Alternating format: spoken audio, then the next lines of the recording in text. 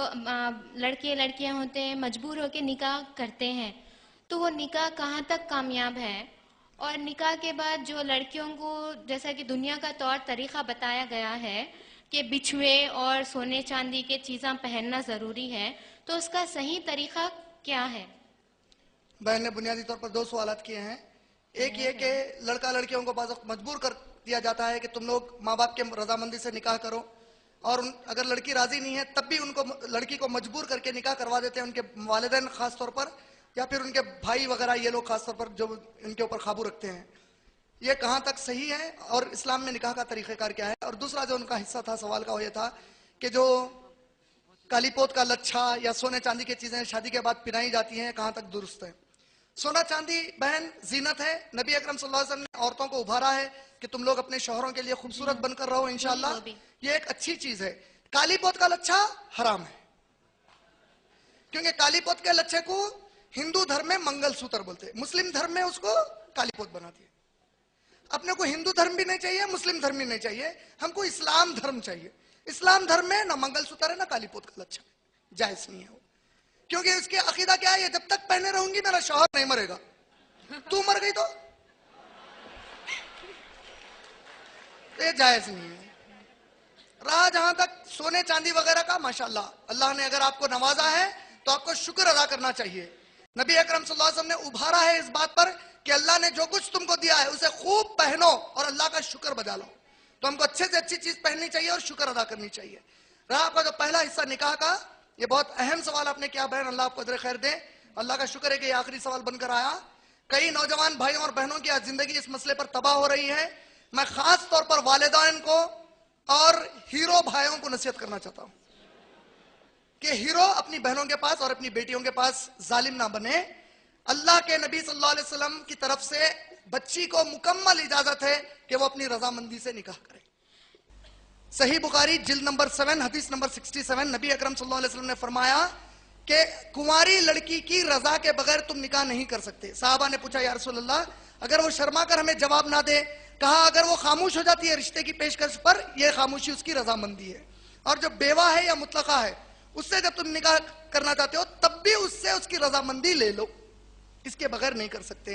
क्यों नहीं कर सकते?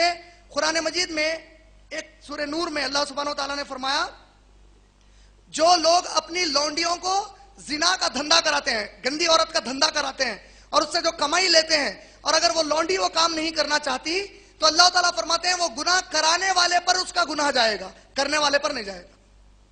इसकी तफसीर करते हुए बाज़ मुफस्सिरीन ने फरमाया, जो माँ बाप बेटी की शादी उनकी रजा के बगैर करते हैं वो इस आयत के अंदर फिट हो जाते हैं।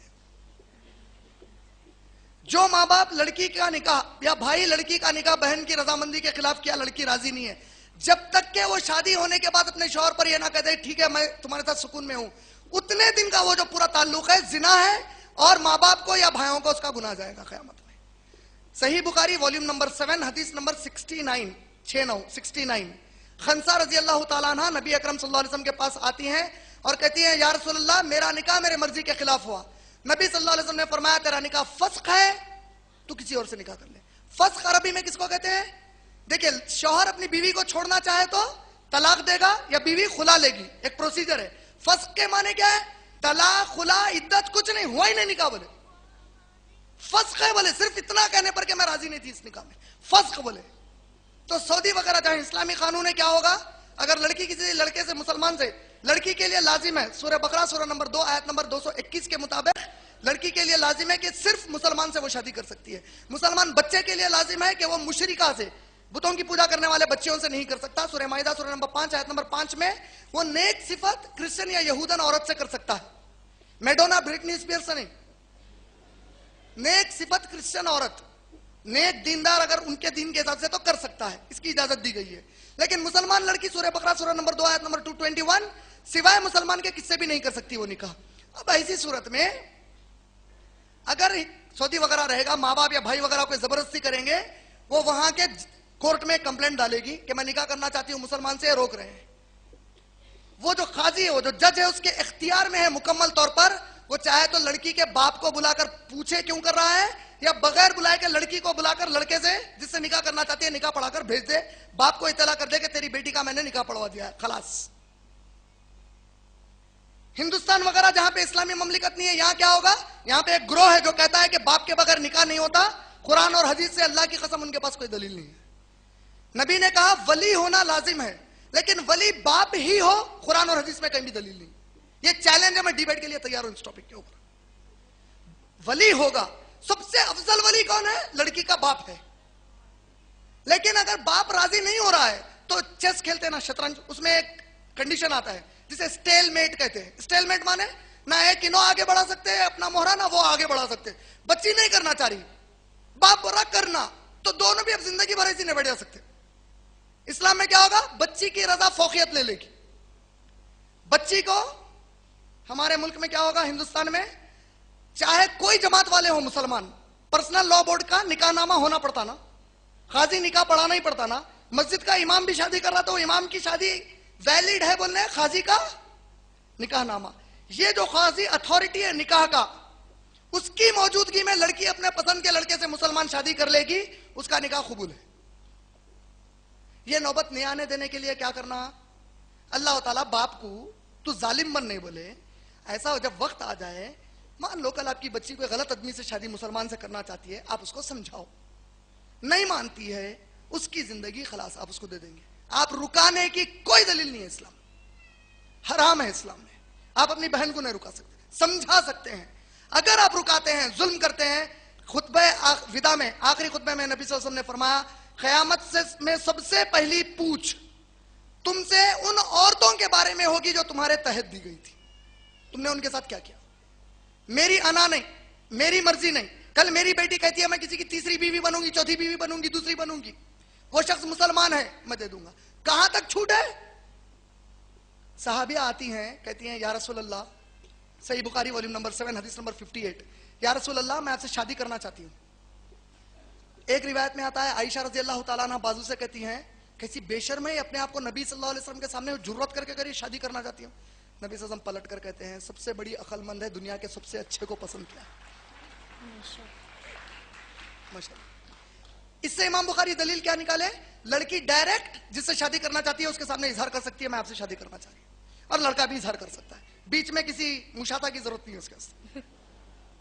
आई लव यू नहीं बोल सकते, मैं शादी करना चाह रहा हूं या करना चाहती हूं बोल सकते। आई लव यू बोलते हराम आता, शादी बोल सकते, निकाह जायज है। अब उसके बाद जब नबी सल्लल्लाहु अलैहि वसल्लम ने उनको ऊपर से नीचे तक देखा, हदीस में सही बुखारी वॉल्यूम 7 हदीस नंबर 58, इससे दलील निकाले निकाह से पहले जिससे निकाह का इरादा हो उसको देख भी सकते हैं। नबी सल्लल्लाहु अलैहि वसल्लम 3 बार के बाद खामोश हो गए। साहबी पीछे से कहते हैं या रसूल अल्लाह मैं इससे शादी करने तैयार हूं। नबी सल्लल्लाहु अलैहि वसल्लम ने पूछा तेरे पास मेहर देने के लिए क्या है? कहा या रसूल अल्लाह कुछ भी नहीं है। नबी सल्लल्लाहु अलैहि वसल्लम का सवाल क्या है? क्या कमाता, बाद में कैसा पालता, कैसा होगा अब इसका मेहर क्या है? कहा या रसूल अल्लाह कुछ भी नहीं है। सही बुखारी वॉल्यूम 7 हदीस नंबर 58। नबी सल्लल्लाहु अलैहि वसल्लम ने कहा जा तेरे घर देगा लोहे की अंगूठी है तो वो मेहर में ला ले। लोहे की अंगूठी की कोई वैल्यू है? वो जाकर आकर कहते हैं या रसूल अल्लाह लोहे की अंगूठी भी नहीं है घर में। सहाबिया इधर से कहती हैं या रसूल अल्लाह इससे पूछिए कि अल्लाह का कलाम इसको कितना याद है। कहा ये सूरा ये आयत ये सूरा ये आयत, इससे कहिए कि शादी के बाद मुझे वो याद दिला दे, वो मेरा मेहर है।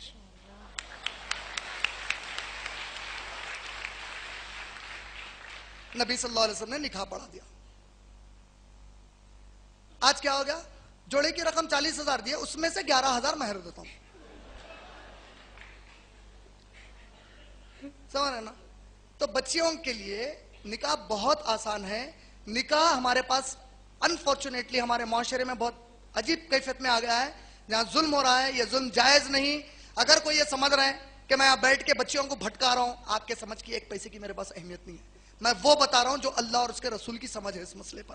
समझ में आता लियो, नहीं समझ में आता तो जहन्नम आपका इंतजार कर रही है। वाखिरुद्दावाना अनिल हम्दुलिल्लाहि रब्बिल आलमीन। अस्सलाम वालेकुम। जज़ाकल्लाह खैर। ये थे जनाब इमरान सदर IREF बउनवान मोहम्मद सल्लल्लाहु अलैहि वसल्लम की शफाअत के हकदार कुरान और हदीस की रोशनी में माँ सवालात और जवाबात।